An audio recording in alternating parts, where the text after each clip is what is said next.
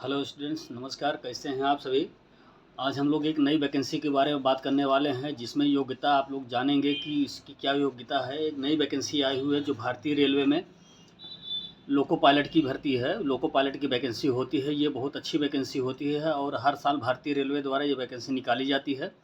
तो इस वैकेंसी के बारे में हम लोग बात करेंगे। जो अपकमिंग वैकेंसी है, अपकमिंग का मतलब यह है कि अगले महीना से इसका जो है मई से ऑनलाइन शुरू हो जाएगा और जून तक ऑनलाइन होगा। और इसका नोटिफिकेशन अभी शॉर्ट नोटिफिकेशन जारी हो चुका है।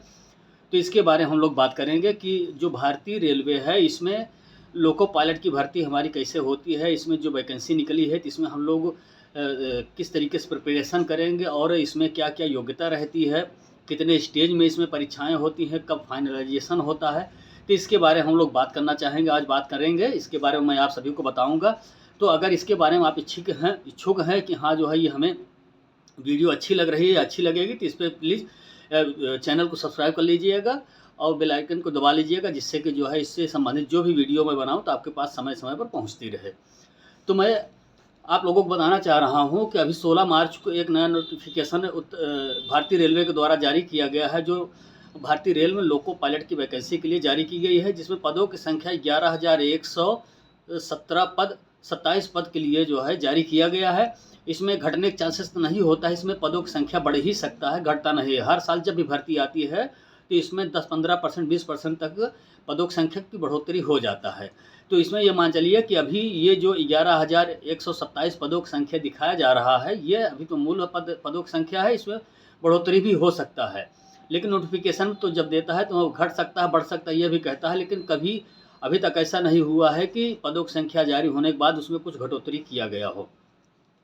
तो दोस्तों आज हम लोग इसके आगे प्रक्रिया के बारे में बात कर रहे हैं कि ये नोटिफिकेशन 16 मार्च को 2026 को जारी हो गया है और ये टेंटेटिव डेट इसका जो है 15 मई 2026 से ऑनलाइन शुरू हो जाएगा और अंतिम तिथि इसका जो रहेगा 14 जून 2026 तक रहेगा। मतलब लगभग 1 महीने का समय रहेगा जिसमें आप सभी को अप्लाई करने के लिए मौका मिलेगा। इसमें योग्यता की बात करेंगे कि कौन कौन अप्लाई कर सकता है। भारतीय रेलवे में लोको पायलट बनने का सपना कौन कौन लोग देख रहे हैं या कौन कौन इसमें अप्लाई कर सकता है, तो उसके लिए मैं बता दूं कि इसमें ITI, डिप्लोमा और बीटेक सभी को मौका मिलता है। कोई ये नहीं है कि सिर्फ जो है ITI वाले भर सकते हैं या सिर्फ डिप्लोमा वाले भर सकते हैं या सिर्फ बीटेक वाले भर सकते हैं, तो ऐसा नहीं है। इसमें ITI, बीटेक, डिप्लोमा सभी भर सकते हैं। लेकिन इसमें पर्टिकुलर ट्रेड जो होते हैं, निर्धारित ट्रेड जो होते हैं, उसी ट्रेड के ही कैंडिडेट्स अप्लाई कर सकते हैं।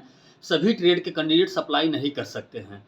तो इन ट्रेड के बारे में हम लोग बात कर लेंगे कि ITI आप अगर इलेक्ट्रीशियन से किए हैं, फिटर से किए हैं, वायरमैन से किए हैं, ऑटोमोबाइल से किए हैं, इंस्ट्रूमेंटेशन से किए हैं, तो आप अप्लाई कर सकते हैं, आप एलिजिबल हैं। लेकिन इसमें तो आप योग्यता में एलिजिबल हो जाएंगे, लेकिन एज क्राइटेरिया जो होती है उसके बारे में मैं आगे बताऊंगा।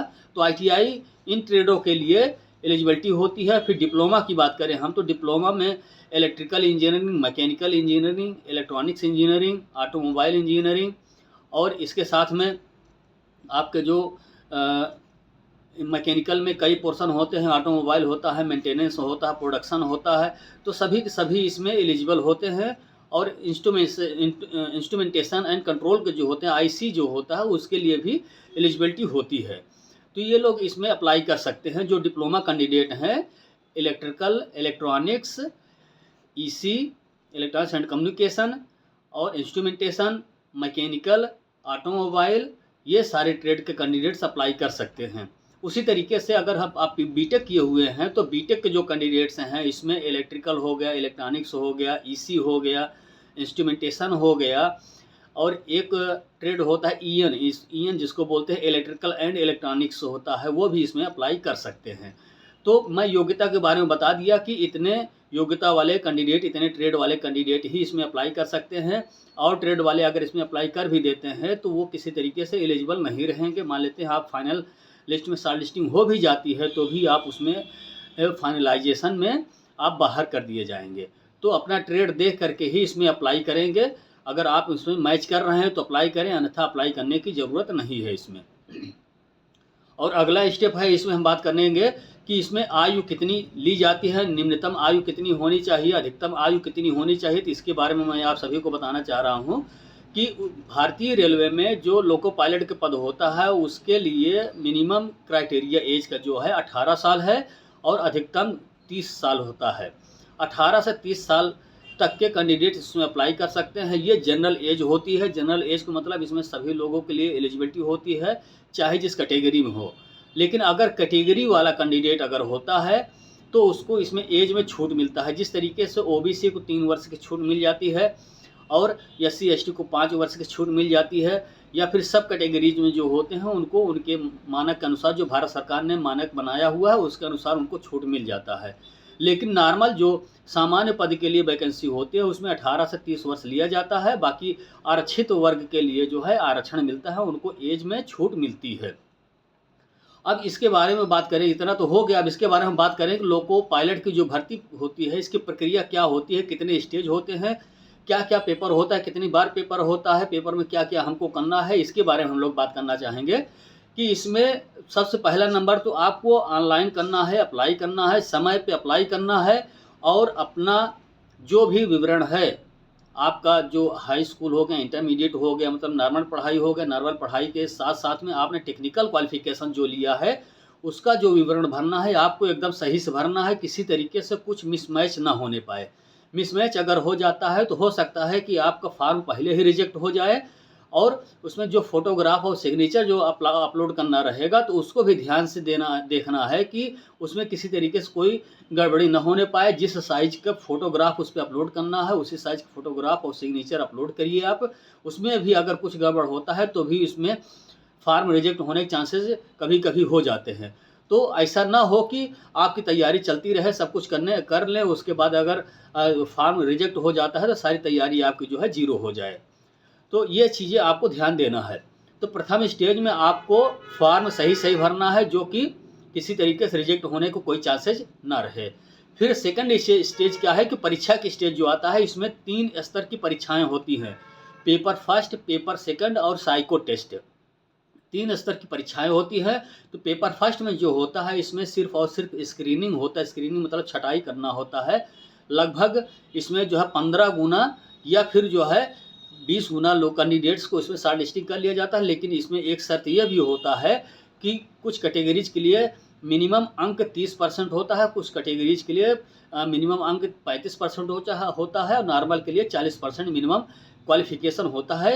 कि प्रथम स्तर की जो परीक्षा होगी उसमें आप 40%, 35% या 30% पाए रहेंगे, तभी आपको जो है अगले स्टेज के लिए शॉर्ट लिस्टिंग किया जाएगा।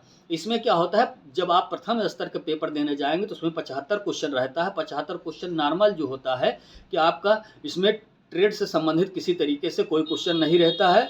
मतलब ये है कि इसमें टेक्निकल क्वेश्चन नहीं रहते हैं, नॉन टेक्निकल सारे क्वेश्चन होते हैं। मैथ हो गए, रीजनिंग हो गए, जीएस हो गया, ये सारे क्वेश्चन रहते हैं इसमें।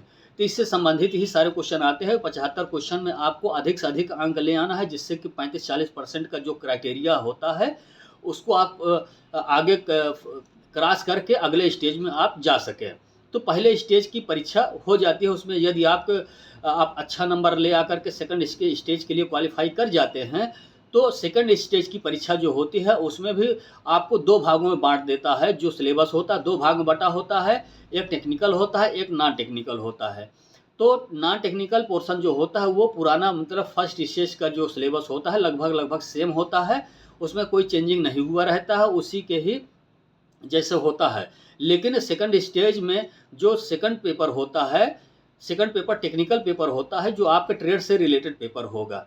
उसमें इलेक्ट्रिकल हो गया, मैकेनिकल हो गया, ये सारे ट्रेड के सिलेबस होते हैं। तो उसमें आपको कम से कम 30% अंक लाना अनिवार्य होता है और पासिंग मार्क होता है। पासिंग मार्क मतलब उसमें आप पास रहेंगे तभी उसमें जो फर्स्ट पेपर रहेगा, मतलब सेकंड स्टेज का फर्स्ट पेपर रहेगा जो नॉन टेक्निकल रहेगा, उसको उसके अंक को जोड़ करके आपकी मेरिट बनाई जाएगी। नहीं तो अगर आप सेकंड स्टेज के जो सेकंड पेपर है उसमें अगर आप पास नहीं होते हैं तो इसमें सेकंड स्टेज का जो फर्स्ट पेपर होता है उसमें पास कितना भी हो जाए, कितना भी अंक मिल जाए आपको, आप शॉर्ट लिस्टिंग नहीं होंगे, आपकी शॉर्ट लिस्टिंग नहीं होगी।